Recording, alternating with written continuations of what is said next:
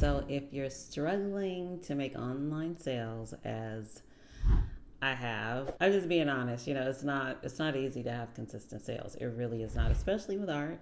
But whatever product or service you have, you want to get those sales. So if you're struggling, here are some things you want to avoid, 5 common mistakes. It kind of piggybacks on the last video I just did about things you want to focus on.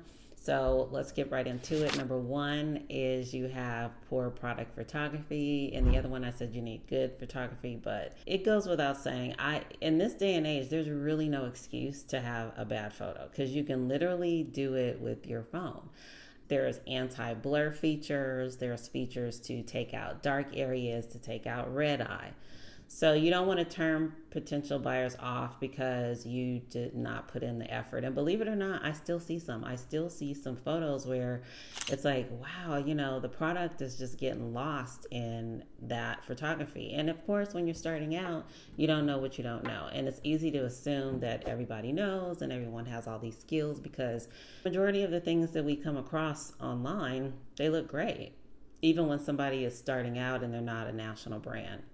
So you want to invest in good lighting and use a clean background. And if you don't have the money to get lighting, just an open window. Just make sure you're photographing with your back to the window. So obviously, if this is the window behind me, the product would be here and you would be shooting from here, not with the product in front of the window, in front of the light, and that way that would not work. So it'll look just a lot better and it'll up your chances of getting a sale. Next, number 2, never mislead a customer with your description.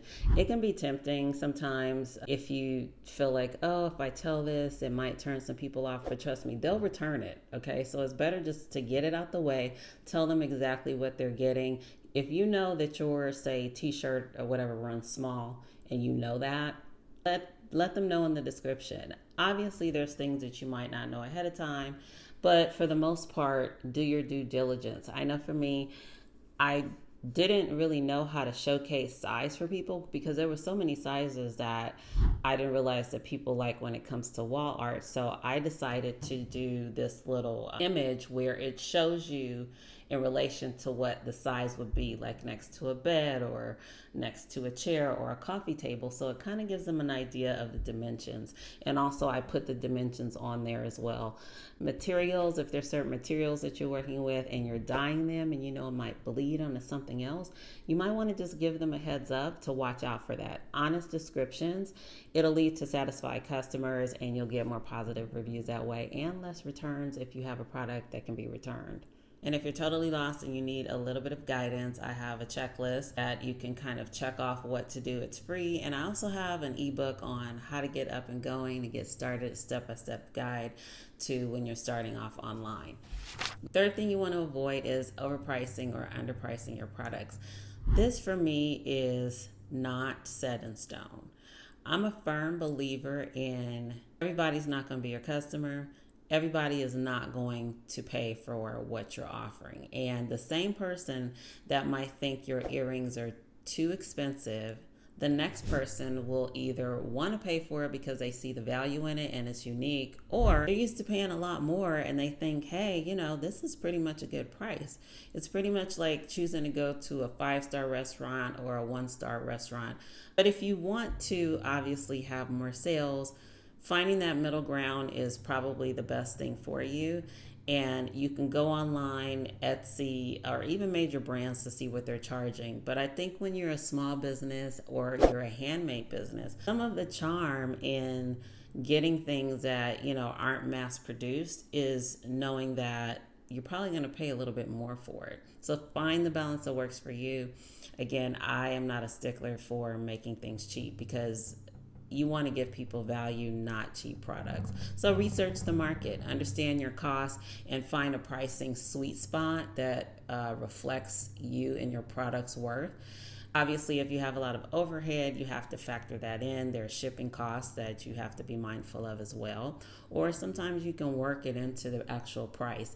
I see some people will do free shipping to give people a discount and maybe absorb some of the costs and add that to the price.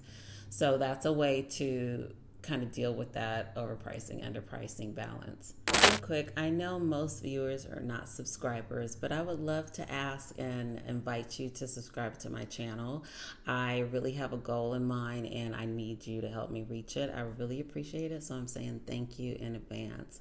Now, number 4, don't ignore customer feedback. Yes, don't do it. Negative reviews and complaints can damage your reputation if left unaddressed. You should always respond, even if you know that the complaint is bogus, so to speak. You still want to address it because eyes are on your product to see, oh, how does this person respond when a person isn't satisfied? You want to listen to your customers and respond as promptly as you can. Of course, if you're sick or on vacation, you have a job. But I say 48 hours is a sweet spot. You want to make sure you address it and make necessary improvements. You know, it's hard to hear criticism. I've gotten comments about this channel where people were like, well, you're kind of all over the place. 1 minute you're talking about this, 1 minute you're talking about that. And I realize that, and I'm working on it. I'm trying to get better. But showing that you just care about their experience and hearing them, it makes a huge difference and it builds loyalty and they trust you more. Number 5, avoid inadequate product promotion. You know, even the best products, they need visibility. So if you're like me and you don't really like social media posting that often and you're not consistent with it, I would say just pick like 2. That's like two platforms that you can commit to. For me, I'm using Instagram right now, but I really think I'm going to try to get into Pinterest. I think it's a great platform that, you know, people typing, it'll give suggestions, which I think is great for people that are selling products and even services. You want to be consistent, promote it. It keeps your product top of mind and it drives traffic to your store. You know, selling online, it's really an art in and of itself. And we're going to make some mistakes, but if we can avoid as many as possible, it makes the pill easier to swallow, so to speak. But you know what? Stay focused, fight the good fight. I know that there is a success story waiting for you. I'll see you next time. Bye.